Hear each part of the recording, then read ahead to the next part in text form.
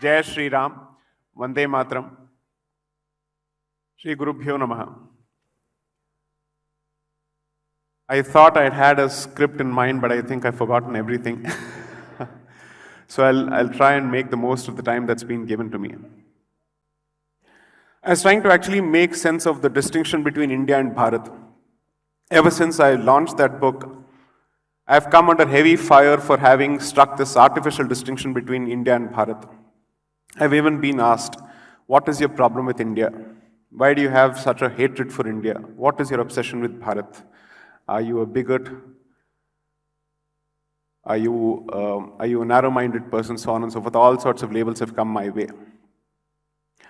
I think as long as you're stuck with a narrow prism of India, you will never be able to understand the expanse and the ocean that is Bharat.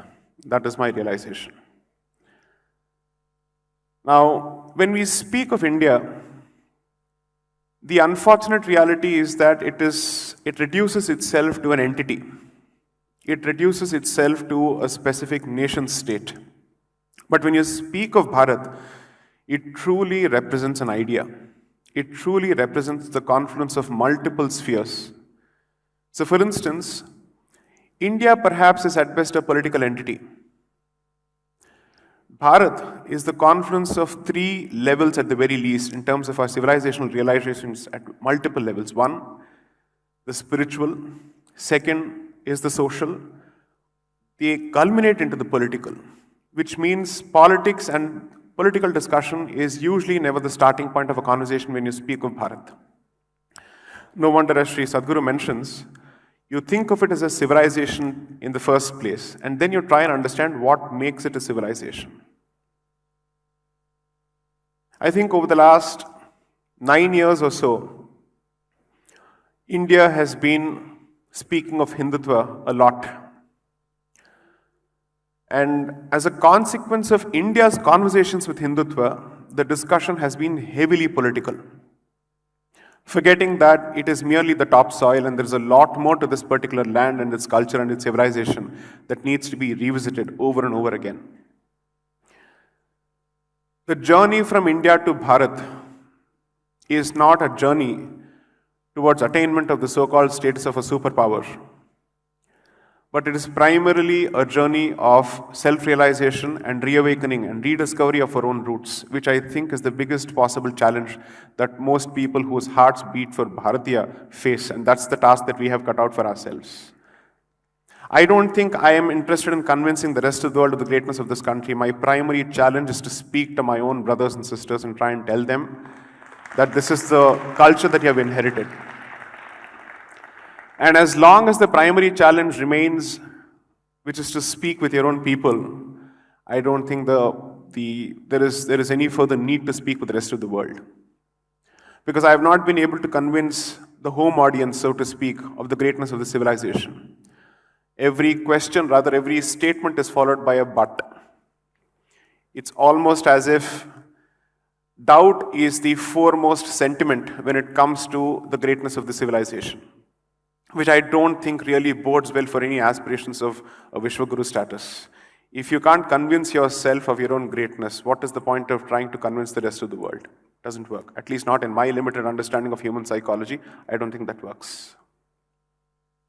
So what is it that animates Bharat? How do you define Bharat? Is there a particular concept or a single idea or a single word that can encapsulate Bharat? I would say Rita and Dharma. That's where the buck starts and stops. It starts with Rita, it then comes down to the practicality of Dharma, it goes back to maintenance of Rita. That's what it is. If that is the understanding of Bharat, how do we reduce it down further to its nuts and bolts? Today, the concept of Hindutva or the concept of Bharata, as it obsesses with Vikas in terms of development, it limits itself to a very material definition or paribhasha of development. What is the direct consequence of this reductionist approach to development? We speak of temples, we speak of our kshetras, we speak of our tirthas and our punya kshetras as places of religious tourism. And when a civilization such as Bharat reduces its punya kshetras, its consecrated energy spaces, to places of religious tourism, I really don't think it speaks of an upward journey, it speaks of further degradation. Which means it has failed to understand its originality and its original approach to these kshetras, and it has chosen to impose the construct of development and the inherited colonial wisdom to its own sacred spaces. The concept of sanctity takes a backseat. The concept of convenience, facility, and comfort seems to come to the forefront.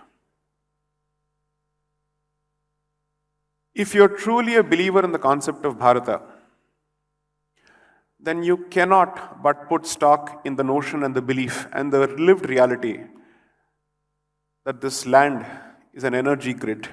It's a yantra in itself. Which is perhaps why temples are located where they are. Which is perhaps why before you consecrate that particular space and sanctify it by the invocation of the deity through prana pratisthana, it is a calculus at work to ask yourself whether this particular space fits in the larger grid. So each time you disrespect Prakriti and you disrespect your devatas, you're not exactly living up to the ideals of your ancestors, and you're bound to be obsessed with the concept of Navanirman. You have no faith in the concept of Punarnirman. If you speak of Navanirman, you effectively divorce yourself from your roots. And if you speak of Punarnirman, you're not clinging on to some past glory, but you're asking yourself, how do I make my values, my inherited values, relevant to my contemporary reality? That is the right question to ask. Which is perhaps the central message that I've tried to convey through the books and my talks. Perhaps replace modernity with originality and indigeneity. That way, you will try and find a balance, which is perhaps the middle path between Navnirman, which seeks to pull down everything from the past, and Punarnirman, which is perhaps the aspiration of a perceived defeated civilization to recreate its past glory without realizing that times may have changed. The truth somewhere lies in the middle, and the hope is that we try and strike a balance between both. One is an absolute hatred for the past and disgust for the past and disdain for the past, and the other is to accept the past lock, stock, and barrel without asking for which is the space in which it is relevant, what are the spaces in which it may or may not be relevant, or it may be relevant in spirit but not in letter. These are questions which perhaps the cultural elites of the current society must obsess with, because these are the questions that are bound to be, or rather we are forced to be answered. We will be forced to be answered each of these questions on a regular basis. I can perhaps give 3 or 4 examples. Hopefully, it should connect with the audience. I'm keeping this conversation as apolitical as possible. I'm trying to keep this conversation as civilizational and as Sanskritic as possible. When you seek to beautify a particular sacred space, I don't think the concept of beautification of a sacred space actually works. Unless and until you understand the sanctity of that particular space, the significance of that particular space, and retaining that particular core, how do you work around everything else to make sure that people have some kind of access, reasonable access to that particular place? But here is another problem. If you happen to be a believer of karma, you happen to be a believer of prarabdha, only then you can call yourself a believer of Sanatana Dharma or a follower of Sanatana Dharma. In which case, unless and until someone gets the call to visit a particular place, they perhaps don't have the prarabdha to visit that place. That is the belief. Every person who believes in the concept of Shakti worship will tell you, jab tak bulawa nahi aayega, you can't go. As simple as that. You can keep making your plans, but unless and until you're asked to visit the place or there is an instruction, you can't go. I don't believe that idea or that notion is limited only to Shakti worship. That applies across the board. So unless and until it is written, you can't go. The unfortunate problem today is that secular obsession with infrastructure and provision of services, that curse has now visited our temples and our sacred spaces. I don't believe that sacred spaces must wallow in dirt. I certainly don't believe that sacred spaces must wallow in poverty. I'm far from making that statement. I'm certainly not making that statement. But I think no sacred space, and I say this with a lot of responsibility, with a fair degree of experience under my belt, and with a fair degree of, let's say, reading on my part before I make this statement, that a sacred space must not be treated as an infrastructure project under any circumstances. Infrastructural obsession with our sacred spaces can perhaps empower political Hindutva, but it can certainly not empower the first two planes of Hindutva, spiritual Hindutva and societal Hindutva. So India, that is Bharat, as a journey, cannot limit itself and cannot obsess with political Hindutva alone under any circumstances. Because then the question would be, at the end of the day, what did we gain out of this? Have we gained a reawakened, reinvigorated consciousness which helps us meet the challenges of the day? I'm not so sure. The challenge before us is not a political challenge. It is not even a civilizational challenge. It is a civilization that is deeply doubtful of the strength of the consciousness that it has inherited. It is a consciousness challenge. As long as that consciousness refuses to put stock in the inherited wisdom of its ancestors, which is a product of millennia of trial and error and constant communication with the universe, that is the belief when you speak of Shruti and Smritis.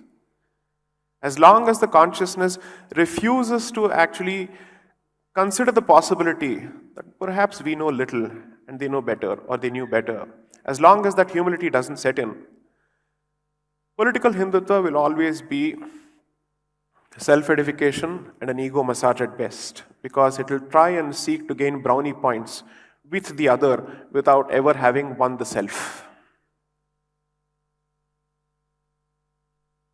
Unfortunately or fortunately, human psychology is such that some of these topics and some of these layers may not be accessible to everyone. I'm not being an elitist here. I'm merely saying that there are degrees of communication and there are degrees of the message.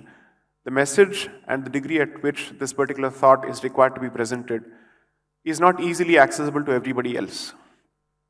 Then how do you make sure that this message reaches everybody else? Most people learn not the message, but they go by examples. And therefore, every society has evolved the concept of a cultural elite at one point or the other. As much as you keep fighting for democratization of spirituality, the fact is that you do need a certain set of elites. In the Vedic faith system, they are referred to by the name Shishtas. Who are these Shishtas? These are people whose very life is meant to embody the Vedic prescribed way of life, or the Veda prescribed way of life. That is, if you're confused about what is the achara to be observed with respect to a particular practice or a particular circumstance, you look to them for guidance if the guidance is not clear from the text itself. Because at the end of the day, plain and simple text may not be accessible or understandable or intelligible to everyone. You need to see it in action.